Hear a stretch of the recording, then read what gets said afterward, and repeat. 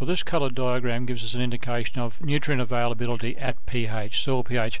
Now this pH, they're saying the two dark lines here are saying that's the optimum pH range. So this is obviously pH in calcium chloride, because pH in 5 in water is a bit too low. So if we add 0.8 to this and say that the water pH, soil pH in water, somewhere between 5.8 and 6.8 is the optimum, and then the width of the bars, the wider the bar, the more available the nutrient is.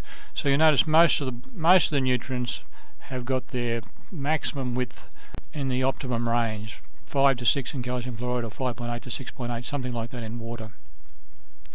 So as we come down here, things to look at is phosphorus. It's maximum in that optimum pH range. Down here, this sawtooth pattern means it's being tied up by iron and aluminium at the low pH, the acid end of the range. So aluminium phosphates and aluminium oxides and hydroxides tying up the phosphorus. At the alkaline end of the range, where there's a predominance of calcium, then we get calcium phosphate formed. Now calcium increases with pH, and it declines with decreasing at the acid end of the range. You've got minimal calcium, as the same with magnesium. In fact, what comes first? Does the low pH cause the low calcium and magnesium, or does the fact that there's the calcium and magnesium being leached out of the soil cause the low pH? It's probably the latter.